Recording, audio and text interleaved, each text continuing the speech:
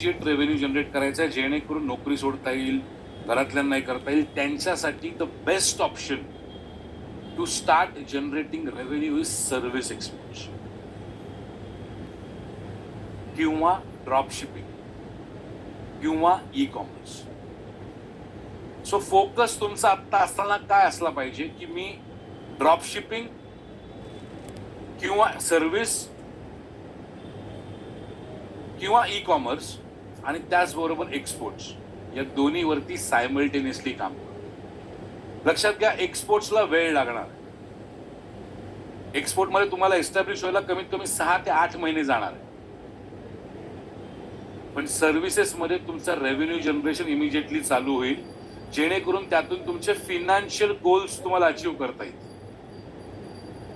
At least जी नोकरी सोडायची आहे ती नोकरी सोडण्या इतपत पैसे तरी तुम्ही कमवू शकता सर्व्हिसेसमध्ये. सर्व्हिसेसमध्ये का?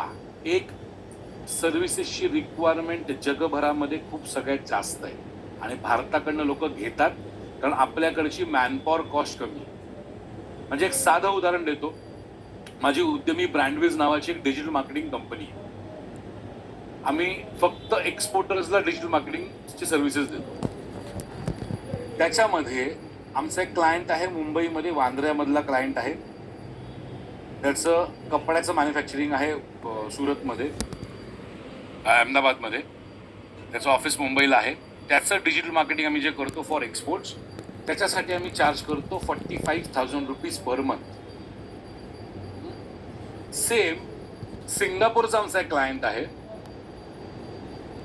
त्याचं पण कपड्याचंच मॅन्युफॅक्चरिंग आहे.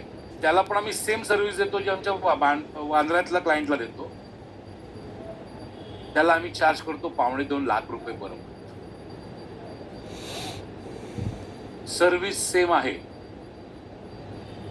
क्लायंटचे देश वेगळे. कारण जर डिजिटल मार्केटिंग कंपनी सिंगापूर मधली असेल तर ती त्याला तिकडे चार्ज करते 3.5 लाख रुपये त्यांच्या करन्सी. ते तुम्हाला सांगता ना, भारतीय करन्सी, इंडियन करन्सी मधलं सांग.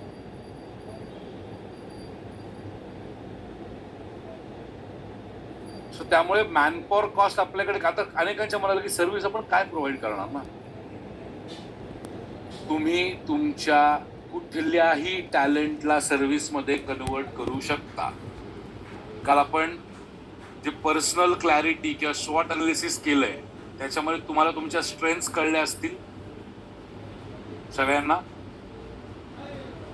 त्या स्ट्रेंथ्सच्या भोवती तुम्ही काय सर्व्हिस उभी करू शकता याचा विचार करा. एक्झाम्पल द्यायचं तर मला रॅन्डम कोणीतरी तुमचे स्ट्रेंथ सांगा मला. Okay, teaching, singing, dancing, yoga. Teaching, singing, dancing, yoga याचं कॉम्बिनेशन करा. ऑनलाईन प्लॅटफॉर्म्सवरती जाऊन ऑनलाईन सेशन्स चालू करा लोकांना द्यायला. ॲस्ट्रॉलॉजीमध्ये काम करत असाल तर ॲस्ट्रॉलॉजी सर्व्हिसेस द्यायच्या इंटरनॅशनल क्लायंट्सला. एक साधं उदाहरण देतो. मी ॲस्ट्रॉलॉजीमध्ये बिलीव्ह करणारा माणूस आहे, खूप बिलीव्ह करतो. त्यामुळे मी वेगळ्या ॲस्ट्रॉलॉजिस्टकडे जातो, त्यांच्याशी बोलतो. आत्तापर्यंत भारतामध्ये मी अनेक ॲस्ट्रॉलॉजिस्टकडे गेलोय. भारतातले ॲस्ट्रॉलॉजर्स चार्ज करताना 5,000, 10,000, 15,000. एक ॲस्ट्रॉलॉजर आहे, मी नाव नाही घेणार त्यांचं, त्या भारतात होत्या, त्या दुबईला शिफ्ट झाल्या. भारतामध्ये असताना त्या चार्ज करत होत्या 11,000 रुपये. त्याच दुबईला शिफ्ट झाल्यानंतर आता चार्ज करतात एका तासाच्या सेशनचे 1.5 लाख. सो जर तुम्ही ॲस्ट्रॉलॉजीमध्ये असाल तर तुमच्यासाठी सिम्पल फॉर्मॅट आहे.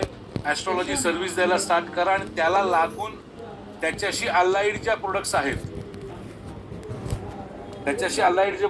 म्हणजे तुमचे खडे, तुमच्या ब्रेसलेट्स, बाकी सगळ्या ज्या काही गोष्टी येतात त्या सगळ्या एक्सपोर्ट करायला चालू करा.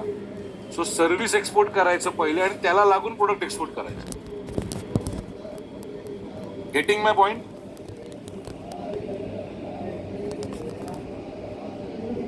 आता समजा तुम्ही ग्राफिक डिझायनर असाल तर भारतामध्ये ग्राफिक डिझायनिंग करून एका इमेजसाठी 1,000 रुपये चार्ज घेण्यापेक्षा श्रद्धा आहे की श्रद्धा रासम, कालच्या सेशनमध्ये श्रद्धा रासम उद्यमीच्या,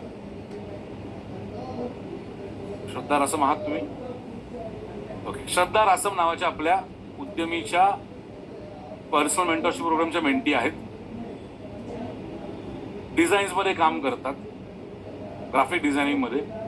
रिसेंटली त्यांनी आता माझ्या मते सिंगापूर की कॅनडाच्या क्लायंटला सर्व्हिस एक्सपोर्ट केली इथे बसून.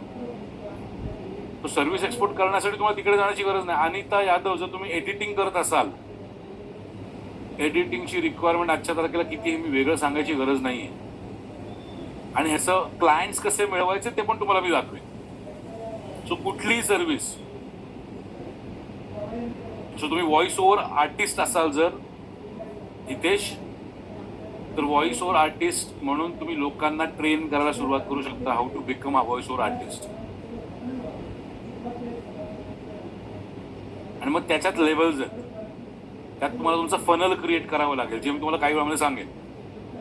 Intellectual property services globally. So intellectual प्रॉपर्टीची रिक्वायरमेंट सगळीकडे येते. त्या देशामध्ये नॉर्म समजून घ्या आणि त्या सर्व्हिस ऑफर करा. लिगल सर्व्हिसेस देऊ शकता. लक्षात ठेवा, भारतामधनं जेवढे प्रोडक्ट एक्सपोर्ट होतात त्याच्यापेक्षा जास्त प्रमाणात सर्व्हिस एक्सपोर्ट होतात. भारताच्या GDPचा 54% भाग हा सर्व्हिस एक्सपोर्ट्सनी याचा आहे. आणि तरीही हा डेटा 100% खरा नाहीये, कारण सगळेच जण गव्हर्नमेंटला अपडेट नाही करत, सगळेच जण IACचा वापर नाही करत. म्हणजे आता किती जण आहेत जे बाहेरनं कनेक्ट झालेत, आउट ऑफ इंडियातनं कनेक्ट झालेत या मोमेंटला? एनिवन? प्रमोद कुठून कनेक्ट झालेत कमेंट मला प्लीज. जे झालेत तुम्ही कुठल्या देशातनं कनेक्ट झाले ते सांगा प्लीज. ओके, प्रमोद स्वीडनवरनं कनेक्ट झालेत, सिद्धेश जर्मनीवरनं, तेजस्विनी UK वरनं, अक्षय ऑस्ट्रेलियावरनं, ऋग्वेद UK वरनं. मी आत्ता या मोमेंटला तुमच्या सगळ्यांच्या समोर त्यांना सर्व्हिस एक्सपोर्ट करतोय. At this point in time मी त्यांना माझी सर्व्हिस एक्सपोर्ट करतोय, ट्रेडिंग सर्व्हिस.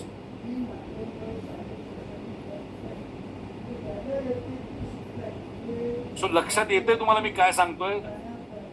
सर्व्हिस एक्सपोर्ट्समध्ये तुम्हाला पैसे प्रॉफिट्स ॲडव्हान्सेसमध्ये मिळतात, तुम्हाला क्लायंटच्या मागे धावावं लागत नाही आणि कुठलंही टॅलेंट सर्व्हिसमध्ये कन्वर्ट करता येतं. त्यामुळे जर तुमचा फोकस हा पैसे कमवणं असेल पहिले, तर सगळ्यात आधी तुम्ही सर्व्हिस एक्सपोर्ट्सवरनं स्टार्ट करा. तर सर्व्हिस एक्सपोर्ट्समध्ये तुम्हाला काय काय अपॉर्च्युनिटीज आहेत, कुठल्या कुठल्या सर्व्हिसेस तुम्ही एक्सपोर्ट करू शकता. सगळ्यात पहिलं accounting, auditing, book keeping services. Accounting, auditing, book keeping services. आहे कोणी अकाउंटंट इथे अकाउंटिंग सर्व्हिसेस प्रोव्हाइड करते भारतामध्ये? एनिवन? जर अकाउंटिंग सर्व्हिस भारतामध्ये प्रोव्हाइड करताय, UK मार्केट, अगेन मी तुम्हाला या सर्व्हिसेस ज्या सांगतो याची रिक्वायरमेंट कुठल्या देशामध्ये ते पण सांगेन.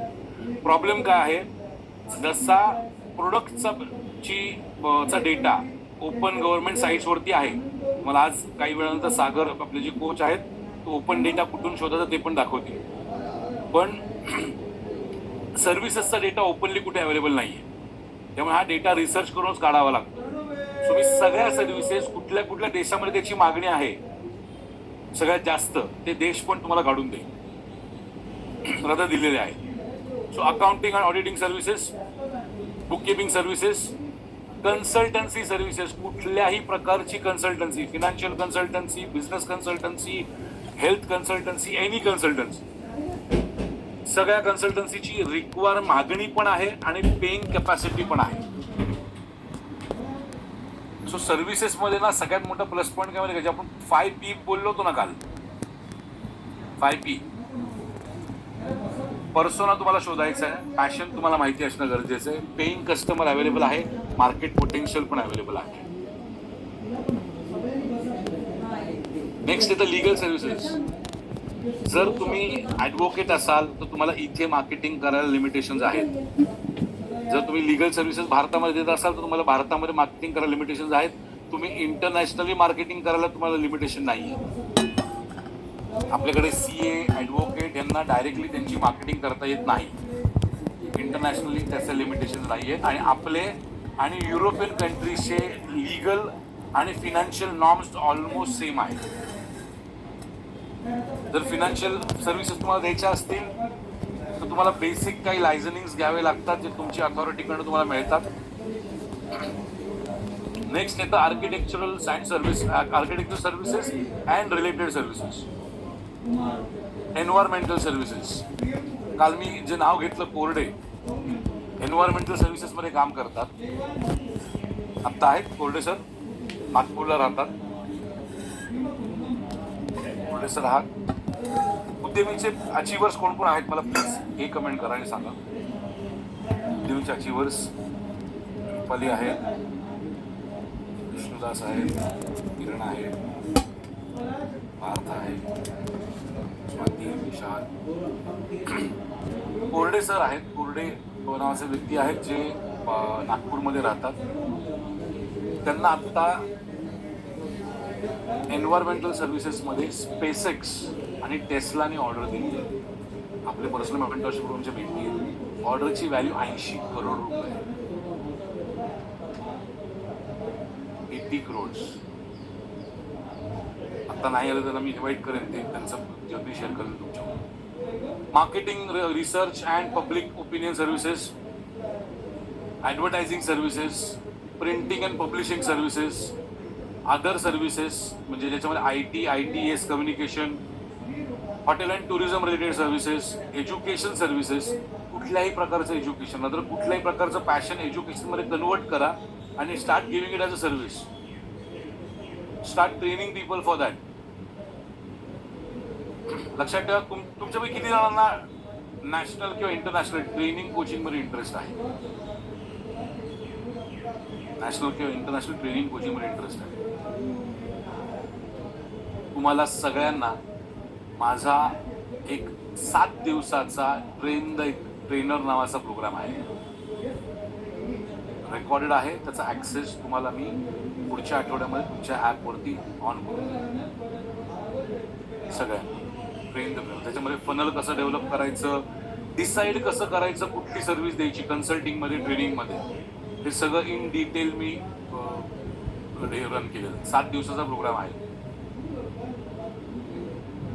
All right. Education services, healthcare services including services by nurses, physiotherapy, paramedical person, maritime transport services, distribution services, other financial services, entertainment services. आपण जे बोलतो ना आपल्याकडनं शाहरुख खानच्या या चित्रपटाचं ओव्हरसीज कलेक्शन एवढं झालं, that is what's export of services.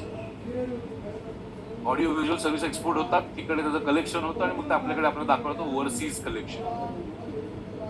Construction आणि रिलेटेड सर्व्हिसेस. सो एवढ्या बेसिक सर्व्हिसेस आहेत ज्या तुम्ही प्रोव्हाइड करू शकता. जे लिहून घेतात लिहून घ्या, लिहून झाल्यानंतर डन कमेंट करा. भाग्यश्री तुम्ही ओके. तुमच्यापैकी जे लोक हीलर्स आहेत, ॲस्ट्रॉलॉजर्स आहेत किंवा कुठल्याही प्रकारची occult science related services provide करत असाल, believe me or not, world is the market for you. तुम्हाला सिंपल आहे, तुमची कन्सल्टिंग सर्व्हिस ऑफर करायची लोकांना आणि त्याला लागून प्रोडक्ट एक्सपोर्ट करायचे. डॉक्टरसाठी स्कोप आहे का? डॉक्टरसाठी खूप स्कोप आहे. म्हणजे मी स्वतः IVF सेक्टरमध्ये काम करतो. IVF सगळ्यांना माहिती आहे. ज्या लोकांना बाळ होत नाही ते होण्यासाठी जी ट्रीटमेंट केली जाते त्याला म्हटलं जातं IVF. जुन्या भविष्यामध्ये टेस्ट ट्यूब बेबीज.